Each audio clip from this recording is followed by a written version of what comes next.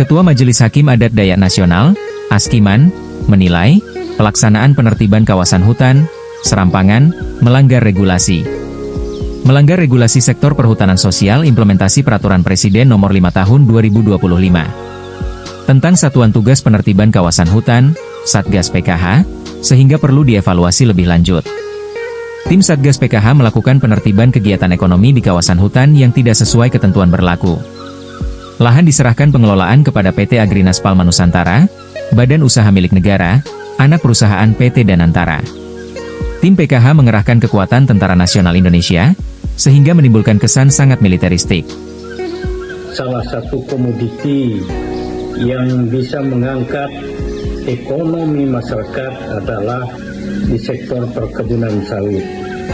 Nah, dengan demikian, dengan ditetapkannya Peraturan Presiden Nomor 5 Tahun 2025 tentang pembentukan Satuan Tugas Penertiban Kawasan Hutan, di mana sepertinya peraturan ini lebih kepada untuk kepentingan perusahaan PT Agrinas Palma Nusantara yang merupakan bagian dari anak perusahaan PT Danantara, badan usaha milik negara. Nah, dengan demikian keresahan masyarakat pada saat ini, di mana perkebunan sawit masyarakat yang masuk ke dalam kawasan hutan dilakukan penyegelan dan pengambil alihan lahan masyarakat dikelola langsung oleh PT Agrinas Palma Nusantara yang merupakan bagian dari anak perusahaan PT Danantara itu sendiri. Nah, dengan demikian tentunya kami selaku Ketua Majelis Hakim Adat Dayak Nasional memberikan saran pertimbangan masukan kepada pihak pemerintah. Mari kita cermati segala ketentuan aturan yang sudah berjalan pada saat pemerintahan Jokowi perlu menjadi satu landasan hukum dalam hal ini melakukan penertiban masalah legalitas perkebunan kelapa sawit yang dikelola oleh masyarakat yang masuk ke dalam kawasan hutan. Nah, di mana kita ketahui sebagai dasar hukumnya adalah Undang-Undang Cipta Kerja yang mengatur mengenai penyelesaian perkebunan kelapa sawit dalam kawasan hutan dan Peraturan Pemerintah Nomor 23 Tahun 2021 memuat dasar kebijakan jangka menengah serta ditindaklanjuti dengan Peraturan Menteri LHK Nomor 8 dan Nomor 9 Tahun 2021 mengatur lebih lanjut mengenai rencana pengelolaan hutan dan perhutanan sosial yang menjadi dasar implementasi jangka menengah. Nah, pada saat itu ditetapkan juga bahwa aturan jangka menengahnya adalah fokus pada hutan produksi dan hutan produksi terbatas. Kebun sawit di kawasan hutan produksi diizinkan beroperasi selama 25 tahun satu siklus atau satu daur tanam. Sedangkan fokus pada hutan lindung dan hutan konservasi diberikan izin selama 15 tahun sebagai masa daur atau masa tanam daripada perkebunan sawit itu sendiri. Dengan demikian, kewajiban setelah jangka menengah, setelah masa izin berakhir, lahan tersebut wajib dikembalikan kepada negara dengan ditanami kembali dengan tanaman kehutanan sesuai dengan prinsip perhutanan sosial itu sendiri. Nah, dengan demikian saya kira bagi yang sudah terlanjur masyarakat menanamnya sampai pada tahun 2023-2024 sebelum dikeluarkannya Perpres Nomor 5 Tahun 2025 tentang Satgas Penertiban Kawasan Hutan, saya kira perlulah ini menjadi dikembalikan kepada pihak masyarakat dalam hal tata kelolanya.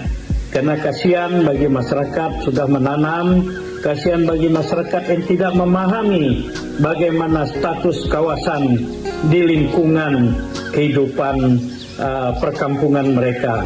Sebagai contoh untuk di Kalimantan Barat dan terkhusus di Kabupaten Sintang, kawasan Ketungau, kawasan Sepauk Tempunak dan Jalur Kayan dan Serawai Ambalau, banyak sekali perkampungan penduduk yang masuk ke dalam kawasan.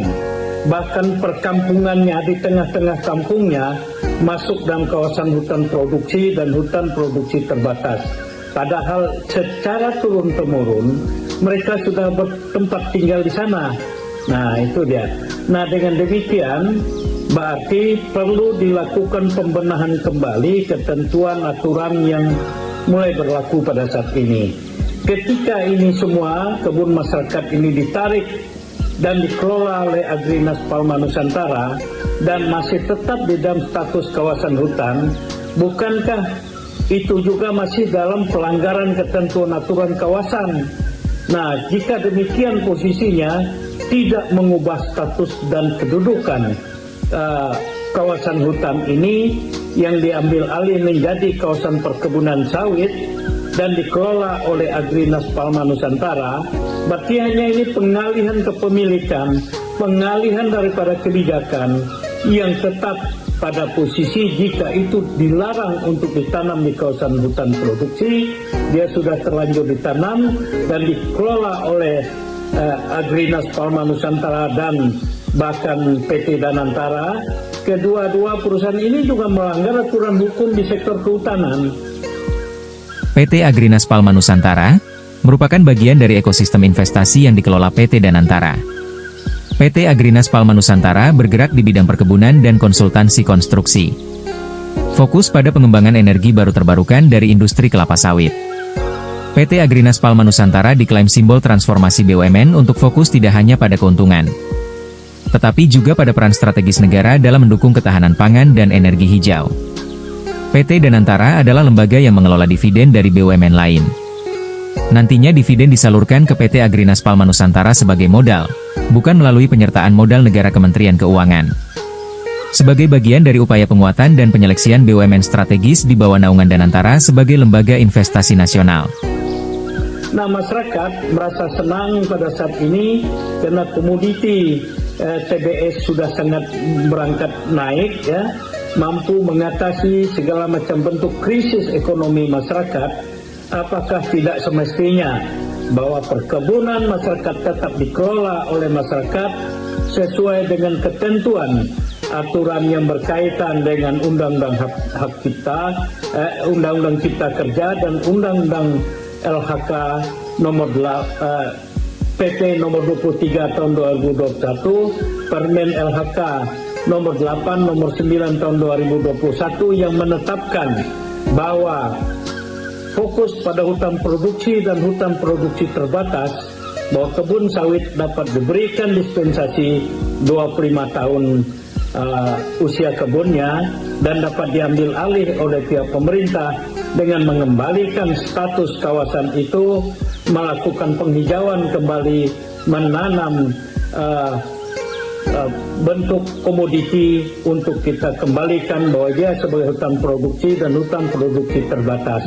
Demikian juga di kawasan hutan lindung, 15 tahun tanam kita berikan kepada mereka, setelah itu dikembalikan menjadi hutan lindung dan hutan konservasi dengan menanam komoditi yang sesuai dan cocok untuk itu.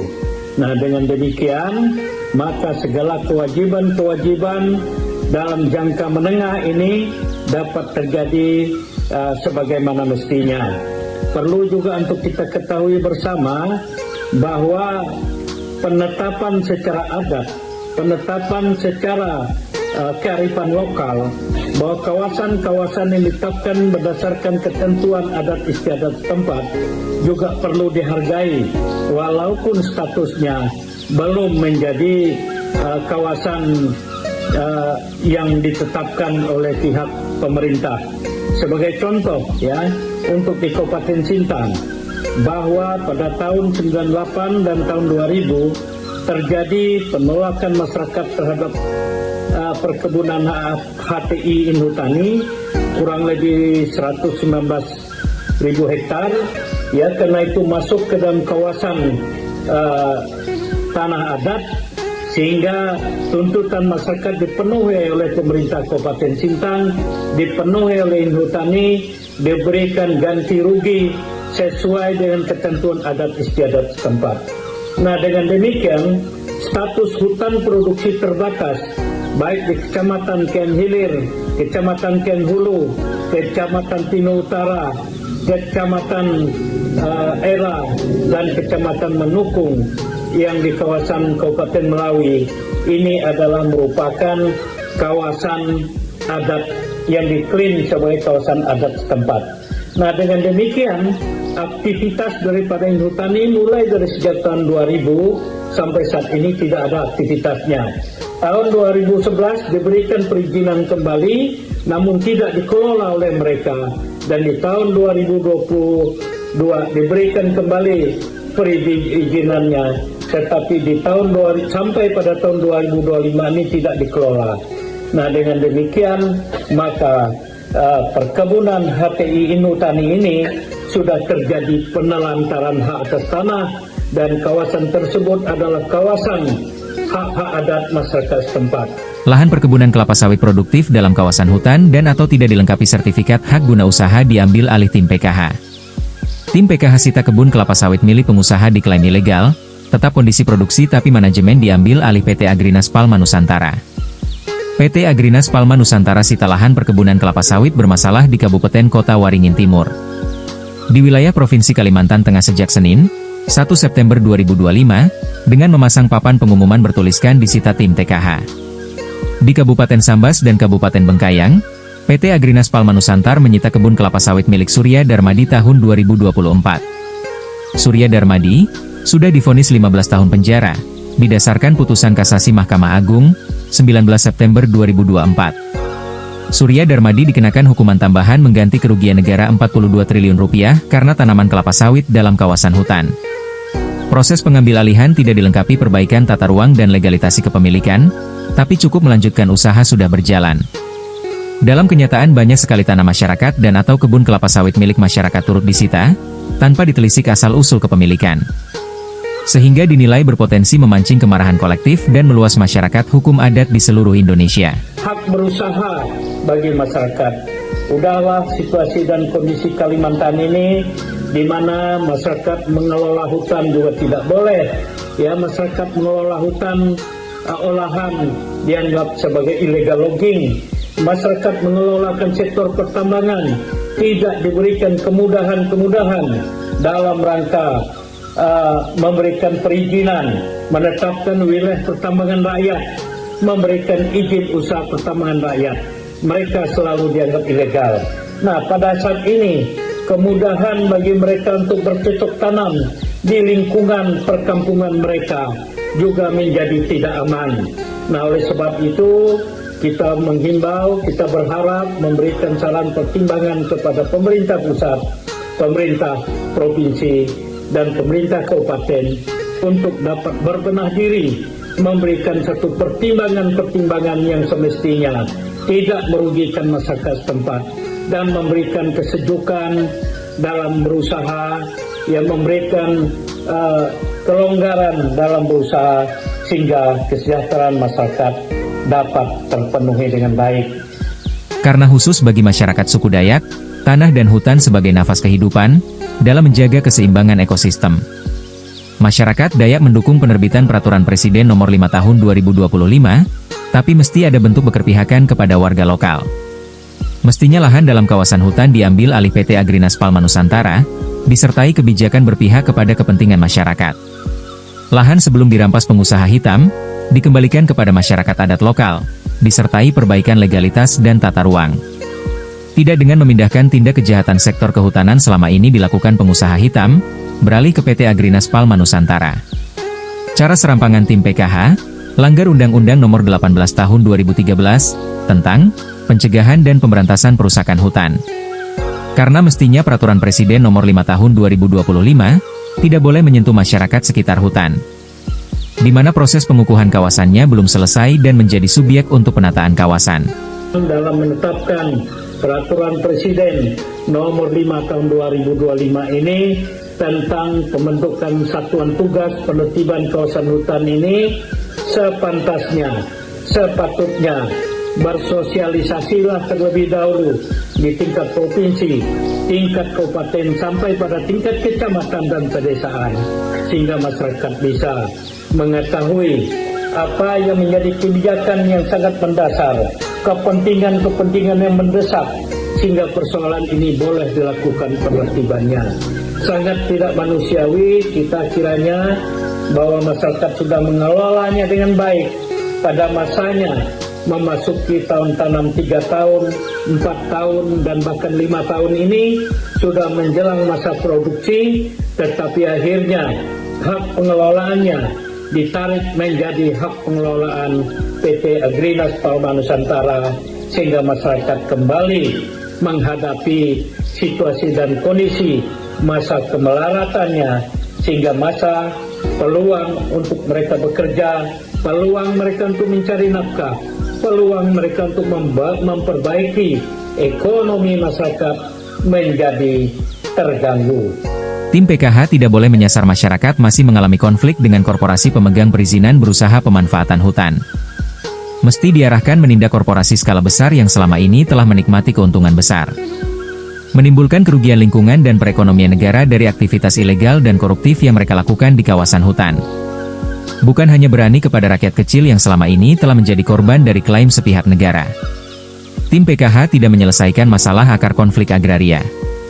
Justru sering mentargetkan petani dan masyarakat adat yang tanahnya tumpang tindih dengan izin perusahaan besar. Kinerja tim PKH tidak transparan, tidak selektif, dan tidak melibatkan partisipasi masyarakat. Dapat memperburuk ketimpangan tanah dan menimbulkan masalah baru, seperti penggusuran tanpa penyelesaian hak. Peraturan Presiden Nomor 5 Tahun 2025 tidak mengatur soal penyitaan, tapi pengambil alihan lahan masuk dalam kawasan hutan. Karena pengambil alihan mesti melewati proses hukum yang sah, sesuai Kitab Undang-Undang Hukum Acara Pidana atau KUHAP. Kinerja tim PKH hanya menguntungkan negara karena penguasaan lahan-lahan yang diambil alih dan kawasan yang disegel ternyata tidak dikembalikan sesuai dengan fungsinya dan sangat berpotensi menyasar masyarakat adat Dayak. Informasi lebih lanjut hubungi website biotv.com.